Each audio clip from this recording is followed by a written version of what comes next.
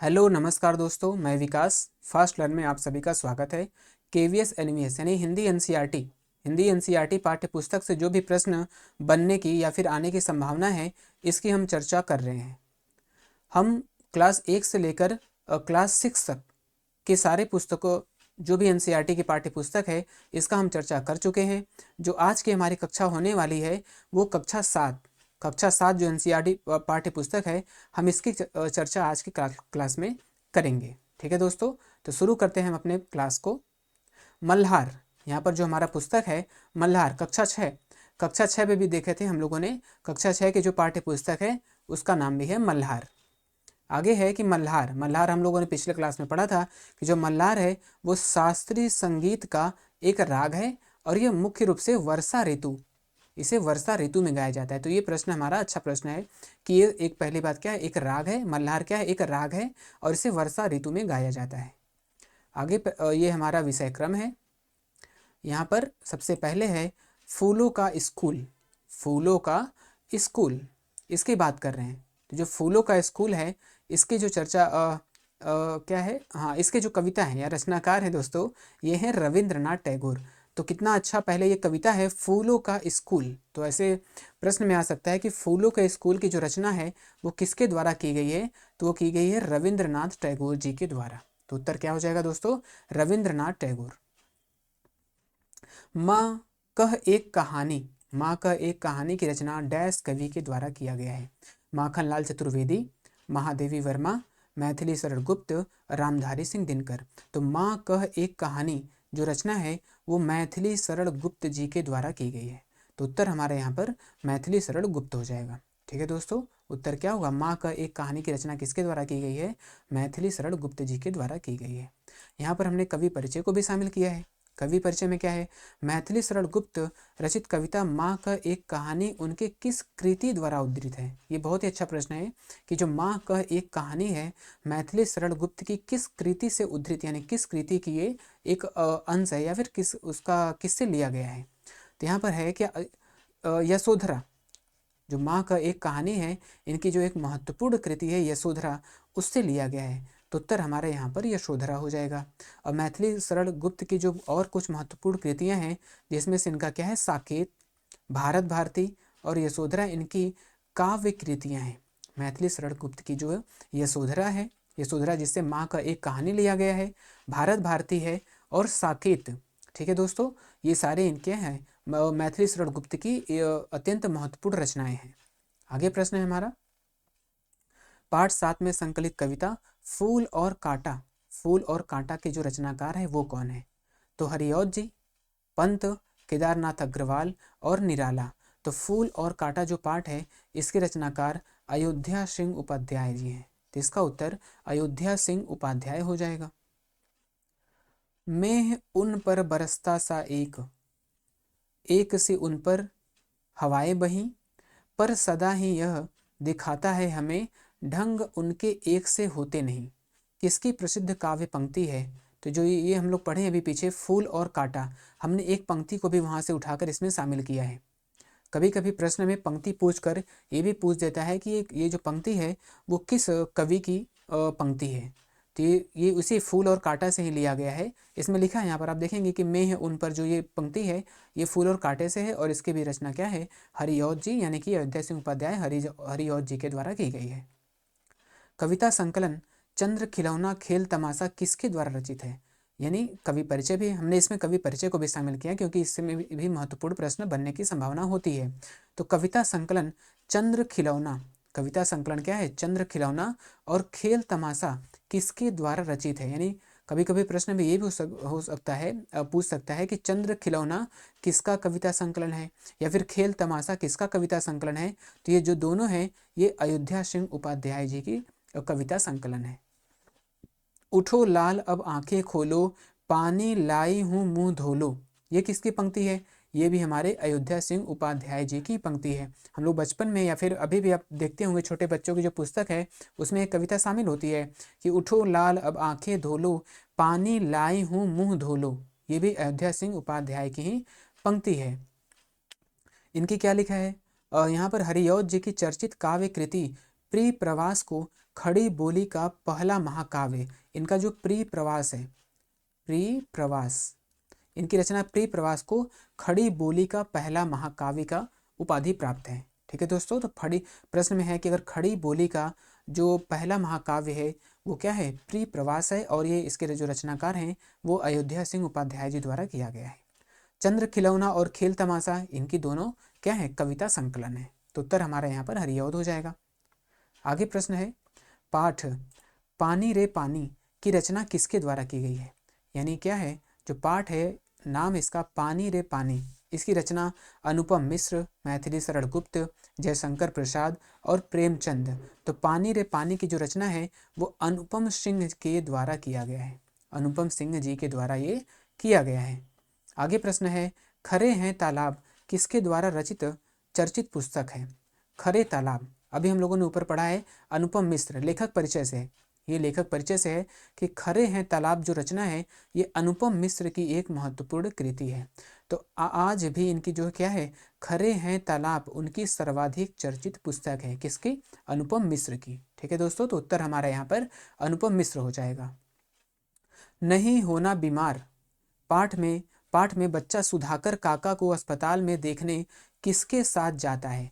तो क्या है, पाठ का नाम है नहीं होना बीमार, इसमें एक बच्चा है और एक सुधाकर काका है। सुधाकर काका जो बीमार होते हैं, अस्पताल में भर्ती होते हैं, तो जो बच्चा है वो किसके साथ अस्पताल में सुधाकर काका को देखने जाता है।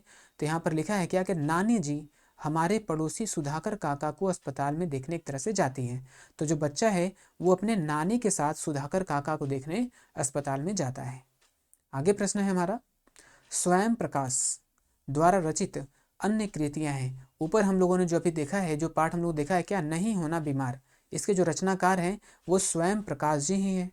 ठीक है दोस्तों, और क्या है, इनकी अन्य रचित कृतियां क्या क्या हैं, मात्रा और भार, फिनिक्स, अगली किताब, ज्योति रथ के सारथी। यानी मात्रा और भार, फिनिक्स, अगली किताब है, ज्योति रथ के सारथी, ये जो रचनाएं हैं ये सारी रचनाएं क्या हैं, स्वयं प्रकाश जी द्वारा रचित हैं। तो उत्तर हमारा यहाँ पर सभी हो जाएगा। ठीक है दोस्तों, तो इनकी रचनाओं को भी हमें ध्यान में रखना है। आगे प्रश्न है, बिना विचारे जो करे सो पाछे पछताए, काम बीमारे, काम बीमारे, काम बिगारे, दोस्तों यहाँ ग रहना चाहिए, काम बिगारे आपनो जग में होत हंसाए। ये किसके काव्य पंक्तियां हैं। तो हम लोग देखेंगे क्या है, गिरिधर राय की कुंडलियां, जो गिरिधर राय हैं इनकी कुंडलियां काफ़ी मशहूर हैं। तो ये हमारा कुंडली है। ठीक है दोस्तों, तो हमने इनके कुंडली को ही शामिल कर लिया है। तो कभी कभी ऐसे पंक्ति देकर भी प्रश्न में पूछ सकता है। तो यहाँ पर भी है, दूसरी पंक्ति यहाँ पर क्या है, बीती ताही बिसारी दे आगे की सुधि ले। ये भी अच्छा पंक्ति है इनका, बीती ताही सुधा बिसारी दे आगे की सुधि ले, यानी जो बीत गया है उसको भुलाकर हमें आगे की सुधि यानी आगे पर विचार करना चाहिए। ये किसकी पंक्ति है, ये दोनों जो पंक्तियाँ हैं ये गिरधर कवि की कुंडली, जो गिरधर कवि की कुंडली है ये क्या है, प्रसिद्ध है। तो उत्तर हमारा यहाँ पर गिरधर कवि हो जाएगा, और इनके पंक्तियों को हमें ध्यान में रखना होगा। गिरधर कवि को उनके डैश के लिए जाना जाता है। तो हम लोगों ने पढ़ा है कि जो गिरधर कवि हैं, देखिए यहाँ लिखा है कि लोक प्रचलित कुंडलियों के लिए इनको याद किया जाता है। तो क्या है, तो गिरधर कवि अपने कुंडलियों के लिए प्रसिद्ध हैं। ठीक है दोस्तों, आगे प्रश्न है हमारा, वर्षा बहार कविता की रचना निम्न में से किस कवि के द्वारा किया गया है। वर्षा बहार, ठीक है, तो यहाँ पर देखेंगे मुकुटधर पांडे, वर्षा बहार की रचना मुकुटधर पांडे, यानी हमको ये कविता है, कक्षा 7 की हम लोग पुस्तक पढ़ रहे हैं, एनसीईआरटी की पाठ्य पुस्तक है, इसमें जो कविता वर्षा बहार है इसकी रचना मुकुटधर पांडे जी के द्वारा किया गया है। मुकुटधर पांडे का जन्म डैश राज्य में हुआ था। यानी जो मुकुटधर पांडे जी हैं इनका जन्म कहाँ हुआ है, तो आप देखेंगे यहाँ पर मुकुटधर पांडे का जन्म छत्तीसगढ़ के बिलासपुर, यानी छत्तीसगढ़ के बिलासपुर में, छत्तीसगढ़ के बिलासपुर में हुआ है। ठीक है दोस्तों, यहाँ पर क्या है, सरस्वती और माधुरी में इनकी रचनाएं प्रमुखता से प्रकाशित होती थी। यानी सरस्वती, जो सरस्वती पत्रिका, सरस्वती जो सरस्वती पत्रिका है और माधुरी, इनकी जो रचनाएं इन्हीं में प्रकाशित होती थी, और सरकार द्वारा इन्हें पद्मश्री सम्मान से भी इन्हें सम्मानित किया गया है। तो उत्तर हमारे यहाँ छत्तीसगढ़ बिलासपुर हो जाएगा। ठीक है दोस्तों, मुकुटधर पांडे जी का जन्म। बिरजू महाराज का किस नृत्य शास्त्रीय नृत्य से संबंध है। ये हम लोग सभी लोग जानते हैं कि जो बिरजू महाराज थे वो क्या है, कथक, जो कथक शास्त्रीय नृत्य है, बिरजू महाराज का संबंध कथक शास्त्रीय नृत्य से है। ठीक है दोस्तों, आगे प्रश्न है हमारा, बिरजू महाराज डैश कहलाते थे। बिरजू महाराज डैश कहलाते थे। तो बिरजू महाराज यहाँ खुद कहते हैं कि एक जमाना था जब हम लोग छोटे नवाब कहलाते थे। तो बिरजू महाराज ने क्या बताया है, क्या कहलाते थे, तो ये क्या है, छोटे नवाब कहलाते थे। तो उत्तर हमारा यहाँ पर छोटे नवाब होगा। ठीक है दोस्तों, आगे चलते हैं प्रश्न पर। बिरजू महाराज के गुरु थे। बिरजू महाराज के गुरु कौन थे, तो इन लोग कहते हैं, बिरजू महाराज खुद कहते हैं यहाँ पर क्या, कि मेरे गुरु थे मेरे पिता अच्छन महाराज, चाचा शंभू महाराज और लच्छू महाराज, यानी तीनों लोग। यानी गुरु की बात करें तो इनके पिता, तो पिता का नाम हमें याद रखना है कि बिरजू महाराज के पिता का नाम क्या है, तो बिरजू महाराज के पिता का नाम अच्छन महाराज है, और जो शंभू महाराज और लच्छू महाराज हैं इनके चाचा जी हैं। तो इनके जो गुरु हैं ये सभी लोग हैं, लेकिन पिताजी का नाम हमको विशेष तौर से याद रखना है, अच्छन महाराज। शोभना नारायण के गुरु थे। शोभना नारायण के जो गुरु थे वो बिरजू महाराज ही थे। ये कहते हैं कि मेरी शिष्या शोभना नारायण आईएएस अफसर है और अच्छी नर्तकी भी है। यानी कि जो शोभना नारायण है इनके गुरु बिरजू महाराज जी खुद हैं।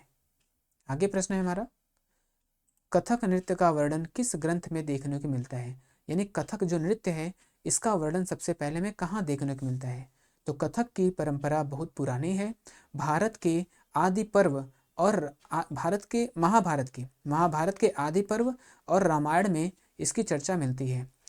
ठीक है दोस्तों, यानी कि रामायण और महाभारत दोनों में इसकी चर्चा मिलती है, लेकिन महाभारत के आदि पर्व में, महाभारत के आदि पर्व में इसकी चर्चा मिलती है। तो यहाँ पर रामायण और महाभारत दोनों, उत्तर यहाँ पर दोनों होगा यहाँ पे। ठीक है दोस्तों, तो दोनों में कथक नृत्य का वर्णन देखने को मिलता है। कथक नृत्य परंपरा की शुरुआत किस घराने से हुई है।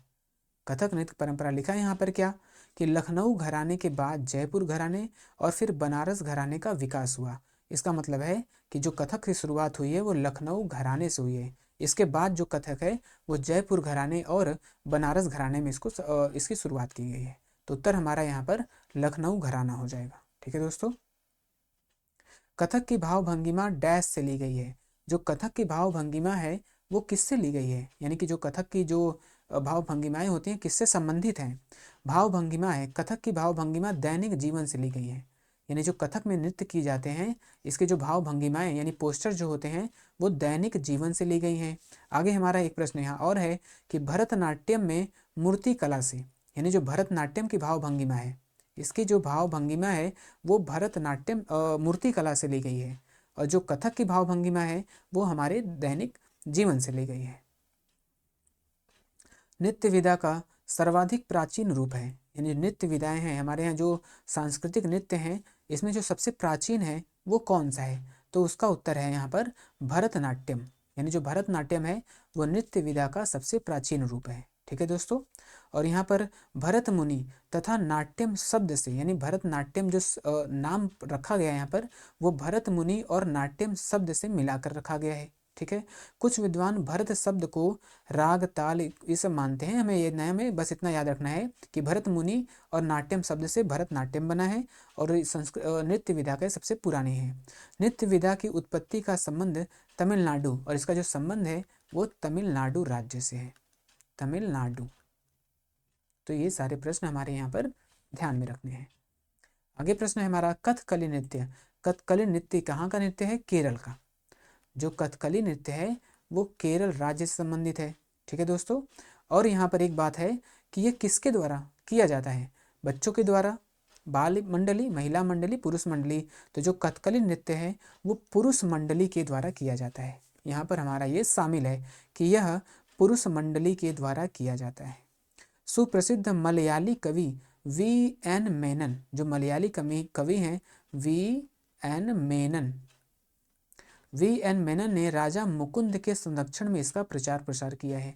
यानी इसका जो प्रचार प्रसार करने वाले हैं वो हैं V.N. मेनन। जो सुप्रसिद्ध कवि यहाँ के V.N. मेनन ने ही कथकली नृत्य का प्रचार प्रसार किया है, और राजा मुकुंद के संरक्षण में, जो राजा मुकुंद हैं इनके संरक्षण में इसका प्रचार प्रसार किया गया। तो यहाँ पर पुरुष मंडली के द्वारा कथकली नृत्य किया जाता है। कथक नृत्य की उत्पत्ति मानी जाती है। ब्रजभूमि, कथिक, अयोध्या भूमि और काशी। तो जो कथक नृत्य है यहाँ पर है कि ब्रजभूमि की रास लीला से उत्पन्न कथक एक परंपरागत नृत्य विधा है। तो यानी कि जो इसकी उत्पत्ति हुई है वो ब्रजभूमि से मानी जाती है। कथक का नाम कथिक से लिया गया है। ये कथिक जो शब्द है यानी इसी से कथक शब्द की उत्पत्ति हुई है। यानी कथक का जो नाम है वो कथिक शब्द से हुआ है। ब्रजभूमि और जो ये इसकी उत्पत्ति कहाँ से मानी जाती है, इसकी जो उत्पत्ति है वो ब्रजभूमि से मानी जाती है। आगे प्रश्न है हमारा, कुचिपुड़ी नृत्य का संबंध डैश से है। कुचिपुड़ी का नृत्य संबंध जो है वो आंध्र प्रदेश यानी आंध्र प्रदेश की जो शास्त्रीय नृत्य है उसका नाम है कुचिपुड़ी। तो उत्तर हमारा यहाँ पर कुचिपुड़ी हो जाएगा। कुचिपुड़ी नृत्य का समापन तरंगम प्रस्तुति के पश्चात होता है। यानी इसका जो समापन है तरंगम की प्रस्तुति के बाद ही कुचिपुड़ी नृत्य का समापन होता है। तो लेकिन हमें विशेष तौर से यहाँ पर इसका राज्य याद रखना है कि कुचिपुड़ी जो नृत्य है वो आंध्र प्रदेश से संबंधित है। ठीक है दोस्तों। अगला प्रश्न है हमारा, लाई हरोबा किस राज्य का प्रमुख त्योहार है। लाई हरोबा उत्सव है ये किस राज्य में मनाया जाता है। केरल में, मणिपुर में, नागालैंड में और असम में। तो इसका जो लाई हरोबा यहाँ पर मणिपुरी जो नृत्य है मणिपुर का है। और ये जो लाई हरोबा उत्सव है इसी समय इसका आयोजन किया जाता है। यानी जो मणिपुर नृत्य है ये लाई हरोबा उत्सव के समय ही क्या किया जाता है, इस नृत्य को किया जाता है। तो उत्तर हमारा यहाँ पर मणिपुरी हो जाएगा। मोहिनी अट्टम का उद्भव भारत के किस राज्य में माना जाता है। तो मोहिनी अट्टम भारत के 8 शास्त्रीय नृत्य में से मोहिनी अट्टम का उद्भव केरल राज्य में हुआ है। तो मोहिनी अट्टम का जो उद्भव है वो कहाँ से माना जाता है, केरल राज्य में हुआ है। पारंपरिक पोशाक यहाँ पर जो पहनती हैं यानी जो औरतें यानी मोहिनी अट्टम जो नृत्य है इसमें जो औरतें पारंपरिक पोशाक पहनती हैं इसे मुंडू कहा जाता है। ठीक है दोस्तों, इसे मुंडू कहा जाता है। ठीक है। तो मोहिनी अट्टम का जो उद्गम है वो केरल से हुआ है। इसमें जो पोशाक यानी औरतें जो पोशाक पहनती हैं इन्हें मुंडू कहा जाता है। ठीक है दोस्तों। पारंपरिक रूप में मोहिनी अट्टम केवल स्त्रियों द्वारा, अभी हम लोगों ने ऊपर पढ़ा है किसको, जो केवल पुरुष के द्वारा, यानी ये कौन सा नृत्य था, हाँ कथकली। जो कथकली नृत्य है ये केवल पुरुष मंडली के द्वारा किया जाता है और जो मोहिनी अट्टम है ये केवल स्त्रियों के द्वारा ही किया जाता है। ये केवल स्त्रियों के द्वारा किया जाता है। ठीक है दोस्तों, तो इस बात को भी हमें ध्यान में रखना होगा। सुधा चंद्रन का संबंध किस नृत्य से है। तो सुधा चंद्रन का जो संबंध है वो भरतनाट्यम नृत्य से है। ठीक है दोस्तों। तो इनकी प्रतिभा सुप्रसिद्ध नृत्य, हाँ, श्री के एस रामास्वामी भागवतार। कौन है यहाँ पे, श्री के एस रामास्वामी भागवतार इनके गुरु हैं। ठीक है। श्री के एस रामास्वामी जो भागवतार हैं वो सुधा चंद्रन के गुरु हैं और सुधा चंद्रन का जो संबंध है वो भरतनाट्यम नृत्य से संबंधित है। आगे प्रश्न है, कविता चिड़िया की रचना किसके द्वारा की गई है। आरसी प्रसाद सिंह, निराला, पंत और महादेवी वर्मा। तो कविता जो चिड़िया है इसकी जो रचना आरसी प्रसाद सिंह के द्वारा की गई है। तो उत्तर यहाँ पर हो जाएगा आरसी प्रसाद सिंह। ठीक है दोस्तों, आगे चलते हैं अपने प्रश्न पर। कलापी किसकी प्रसिद्ध कविता संग्रह है। जो कलापी है वो किसकी प्रसिद्ध कविता संग्रह है। तो हम देखेंगे यहाँ पर कि कलापी और आरसी, इनका नाम ही आरसी प्रसाद सिंह। तो कलापी और आरसी इनकी जो क्या है, चर्चित कविता संग्रह है। तो उत्तर हमारा यहाँ पर क्या हो जाएगा, क्या होगा उत्तर हमारा आरसी प्रसाद सिंह। हाँ, आरसी प्रसाद सिंह का जो कलापी है, कलापी कविता संग्रह आरसी प्रसाद जी के द्वारा रचित की गई है। बसो मेरे नैनन में नंदलाल, मोहनी मूर्ति सांवरी सूरती, नैना बने विशाल, डैश के पद से उद्धृत काव्य पंक्ति है। यानी इसका ये पंक्ति जो प्रसिद्ध काव्य पंक्ति है वो किसके द्वारा रचित की गई है, मीरा, सूरदास, नंददास और नाभादास। तो इसका उत्तर हमारा क्या हो जाएगा, मीरा हो जाएगा। और भी यहाँ पर है क्या, बरसे बदरिया सावन की मन भावन की, ये भी इनकी रचना जो पंक्ति अच्छी है। तो यहाँ से कभी प्रश्न पंक्तियों से भी प्रश्न बनने की पूरी संभावना होती है। तो तो एक पंक्ति यहाँ पर है और दूसरी जो पंक्ति है, बरसे बदरिया सावन की और सावन की मन भावन की, सावन में उमयो मेरे मनया भनक सुनी हरि आवन की। ठीक है दोस्तों, तो ये जो मीरा के पद से ये पंक्तियां ली गई हैं। दोस्तों यहाँ पर हमारा कक्षा 7 का जो एनसीईआरटी पाठ्य पुस्तक है ये पूरी तरह से समाप्त हुआ, और जो अगली कक्षा होगी उसमें हम कक्षा 8 के एनसीईआरटी हिंदी पाठ्य पुस्तक को शामिल करेंगे। तो दोस्तों आप हमारे चैनल को लाइक करिए, शेयर करिए और सब्सक्राइब करिए, हमारे चैनल से जुड़िए और अपने मित्रों को भी इसको शेयर करिए। आप सभी का हमारे चैनल से जुड़ने के लिए बहुत बहुत धन्यवाद।